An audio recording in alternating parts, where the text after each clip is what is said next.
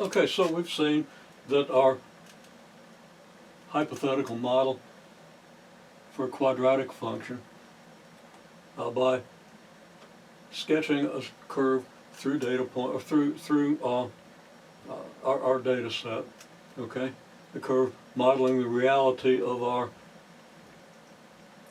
observations, contains these 3 points.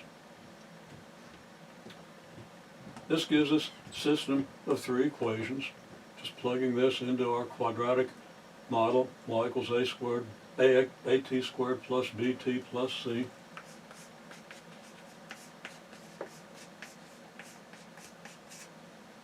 Plugging these coordinates, the t and the y coordinates, we get these 3 equations. Now we want to solve them. So I'm going to write the equations down again over here.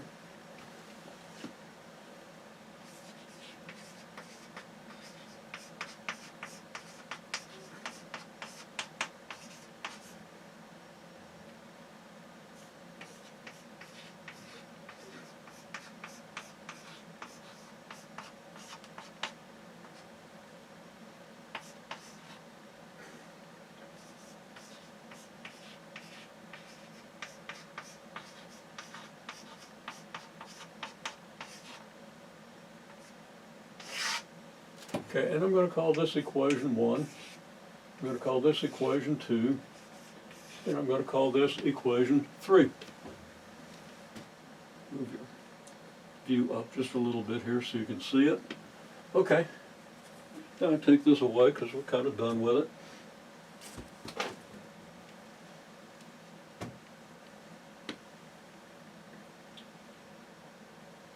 Again, if we subtract any equation from any other, we're going to eliminate C. If we do that with 2 pairs of equations, 2 different pairs of equations, we're going to get 2 equations, just A and B. Okay, so we're going to do that. So, you know, it's really pretty convenient to subtract one of these from the other, because we've got that 100 in the end. The arithmetic's going to be pretty simple. I'm even less likely than usual to do something stupid with the arithmetic. So I'm going to take as my first equation, we're just going to say we take the third equation and subtract the second. Okay, meaning we subtract the left-hand side of the second from the left-hand side of the third, and the right-hand side of the second from the right-hand side of the third. And it's pretty easy to find that we're going to get 24,000, nice round number A, plus 80B. The C is going to subtract off, it's going to go away, and we're going to get negative 10. So that should be pretty easy to see. Subtracting this from this, get 24,000, subtract this from this, we get 80, and of course we have the A here and the B here. Subtract C from C, we get nothing, 0, but we don't have to write that down, and subtract 18 from 8, we get negative 10. And then I got to subtract another pair, which means I'm going to have to subtract this from one of these. So I'm going to subtract equation 1 from equation 2, because the numbers are smaller. Okay. Now that might not be the best idea, because that means if I screw up the subtraction, I'm going to have a bigger percent error. So I'm going to try to be careful. Now if I subtract 2,000 from 12,000, I'm going to get 10,000. Subtract 25 from 100, I get 75, so it looks like I should get 10,000 and 75A. Okay? If you got your calculators handy, you're always welcome to check with me, because I'm capable of making mistakes, and I don't work these out in advance because I never know what I'm going to say next anyway. Okay, 18 minus 37 is negative 19. And I'm pretty sure of those numbers. And even if I've got the wrong numbers, we're looking at the process, you can work out your own numbers on any problem. And I don't think you'd have any difficulty. Now, you're not going to have any difficulty at this point. Yeah, I mean, you know, it's a little bit difficult because how you're going to match up, say, your B values, okay? You're going to have to multiply by some pretty big numbers. And I'm going to attempt to do that.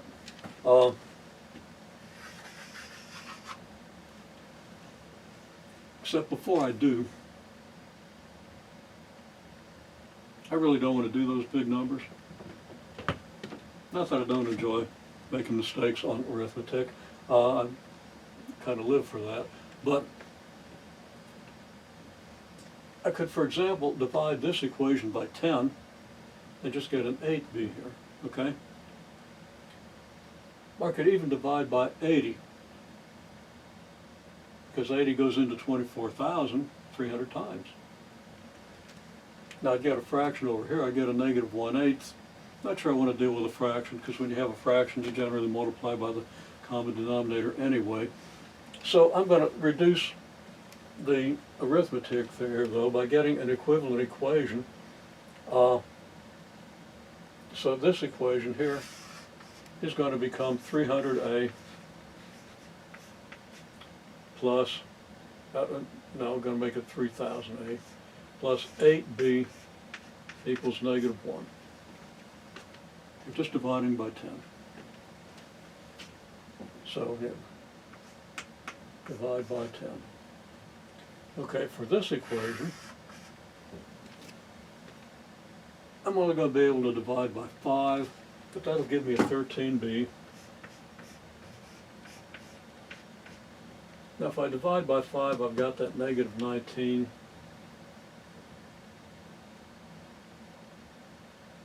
I'm not sure I even want to do that. Okay, you can make your own decisions in these things. Of course, you can use your calculators, in which case,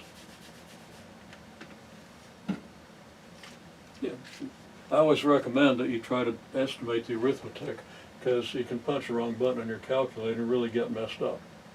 So I'm going to, okay, 10,075a plus 65b equals negative 19. Now, calling this equation 1 now, calling this equation 2, I'm going to do equation 1 multiplied by 65.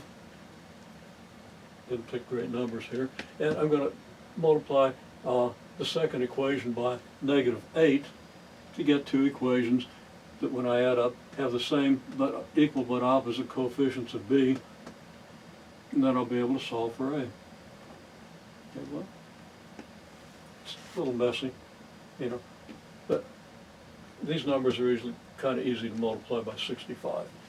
Okay, so let's be careful. 66 times 3,000 is 18,000. 60 times 3,000 would be 180,000. And then 5 times 3,000 is 15,000, so I think we're going to get 195,000 times A. That will make that positive. Okay, plus 60 times 8 is 480, 5 times 8 is 40. 480 and 40 is 520.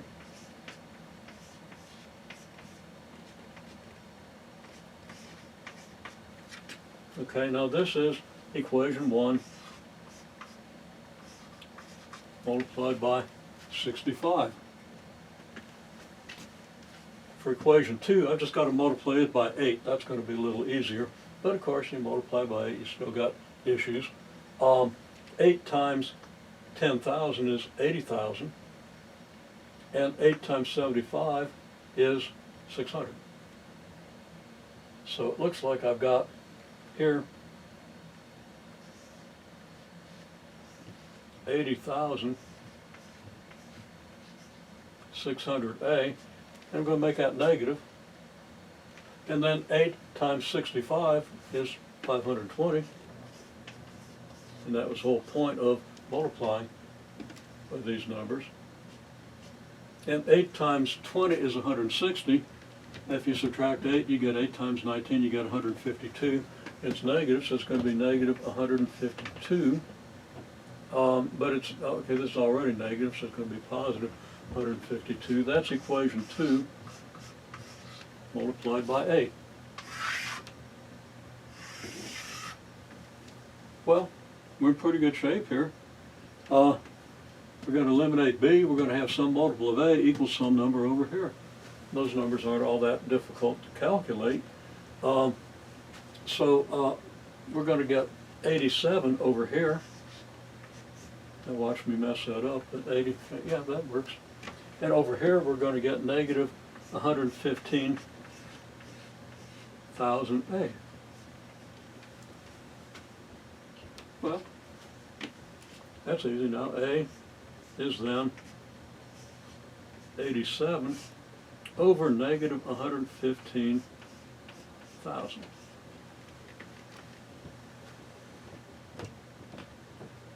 Okay. Now, estimating, just going to estimate this, maybe, 11 and a half, 11 would go into 88 8 times. That's a little less than 8, about 1% less, and then that's about 5% more than 5, so about 6% less than 80 would be about 83. So I think I'm going to get something like some zeros and then an 83 over here. Now, question is how many zeros? Well, I just think that's about 100. That's about 100,000. So we ought to get something pretty close to 0.001, 1/1000th. But I think we're going to need 3 zeros.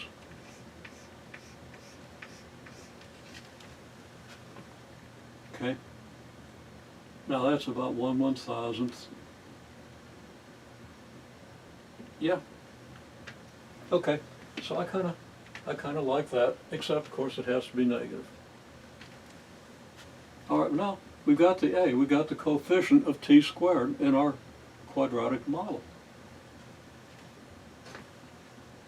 Then we can take either of these equations to solve for b.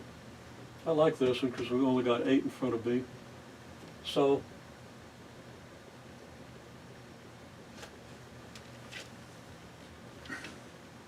I'll kind of work up the board over here. Okay, so I've got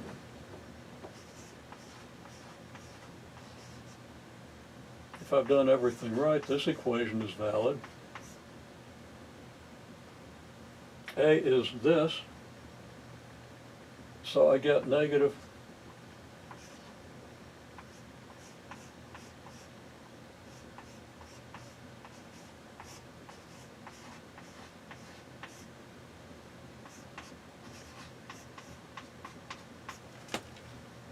this, just plugging this value of A into this equation. Okay, and let's see. 83 times 3 is about that's 249, we'll call it 250. So we get like a 2.5 here, and then we got 1,000. So I think we're getting negative 2.5 plus 8b equals negative 1. And I don't have room to write all the steps, but I add 2.5, I get 1.5 over here, and then I divide by 8, 1.5 over 8. 1.6 over 8 is 0.2, and that's going to be about 6% less than 0.2, so that's going to be about 0.1. I will call it 1/8. Okay, so B is approximately 0.18. And that's very easy. You just, once you've done this, and none of this is difficult, it's just messy, and it takes a little while, but once you've done this, you get this value, you plug it into any valid equation for A, B, and you get this, and then we can take these two values, A and B, and plug them into any of the original equations. So now we take this value of B and this value of A, and we plug them into the equation 2025A plus 45B plus C equals 37. and we've got to go to one of the originals because we don't have any other equations that have c, and that's what we're trying to solve for. So we've got 2025 times negative 0.00083 plus 45 times 0.18 plus c equals 37. And we get our numbers. 2025 is about 2/3 of 3,000. So if we got 2.5 here, 2/3 of 2.4 would be 1.6. So I'm thinking that we should have about maybe 1.7. Now this is very approximate. We get negative 1.7 when we multiply this out. Okay, and that makes a lot of sense. 2 times 83 is 166, and just a little more than 2. It's going to round off to 1.7. Okay, now 0.18 is pretty close to 0.2, which is 1/5, and 1/5 of 45 is 9, and then 10% less than that is about 8.1. Just in case you're interested in the way my feeble brain is dealing with these things and identify the mistakes that I'm almost certainly going to make. And that's really screwed up. That's not going to be accurate at all.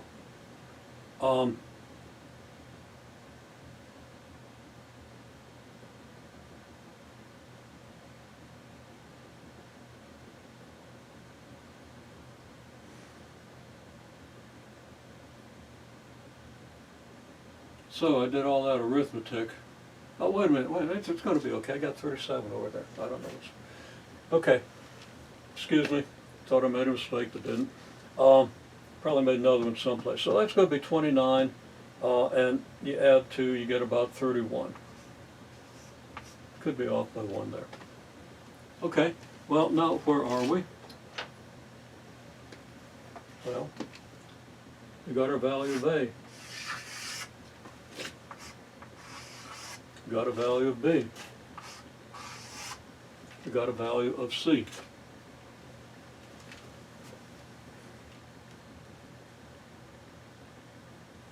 And again, holler if you can't see the board. Need to give everybody a buzzer. Okay. This means that our model, and we take our value of C, our value of B, and our value of A, and we say that y equals AT squared plus BT plus C. So now y equals negative 0.00083 T squared plus 0.18 B plus 31.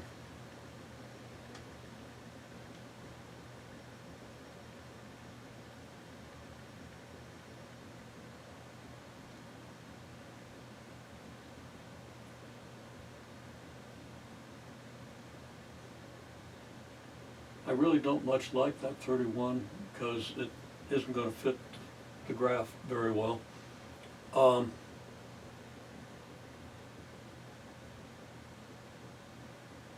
But that does seem to be what we've got. Let me just take a 30-second look, see if there's anything obvious.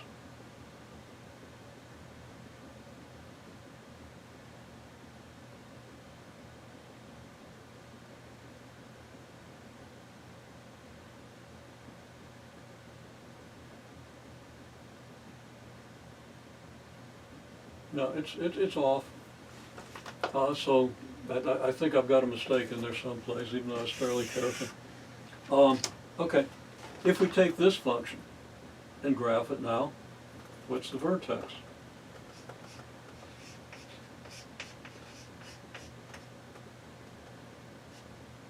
And this is not B, this is T, is negative B over 2A, which is negative B over 2a, which is going to be negative 0.18 over 2 times our 0.00083.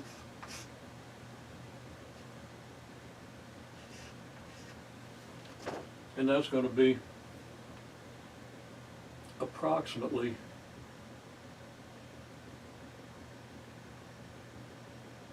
100 and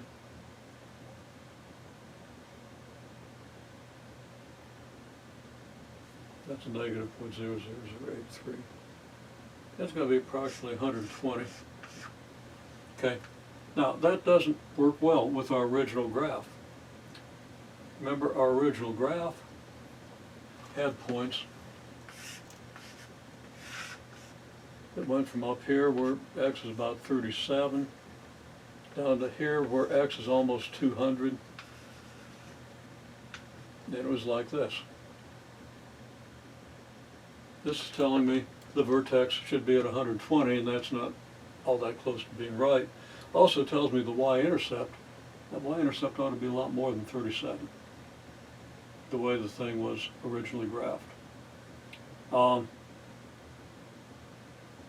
So there's an error someplace.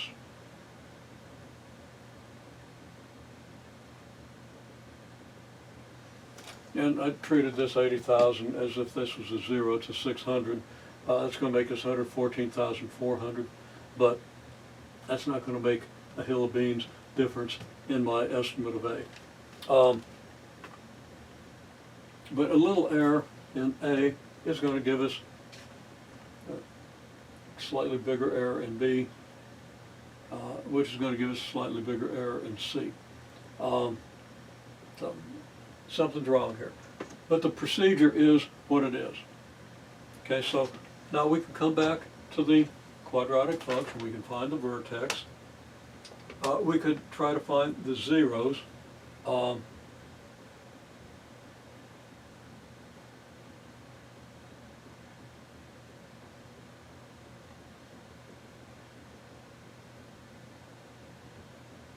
And we would get zeros.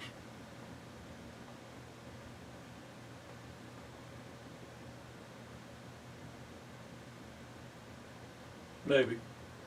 Okay. Got to compare. Well, the minus 4AC is going to be negative. The A is going to be negative.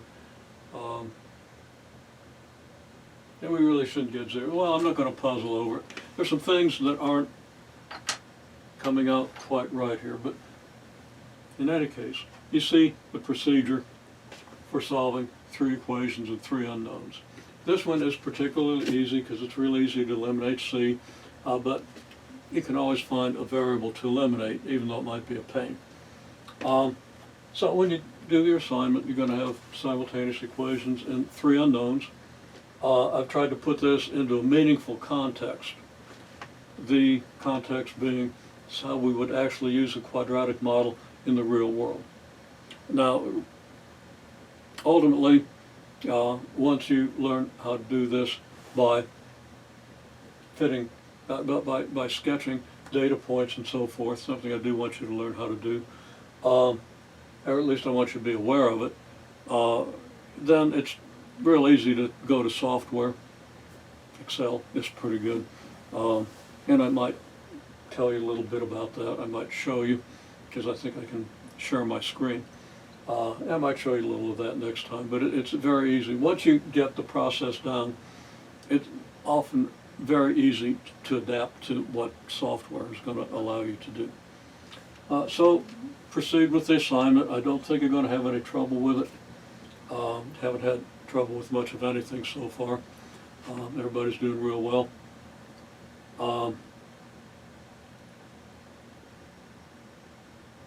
And Damon, I see your message.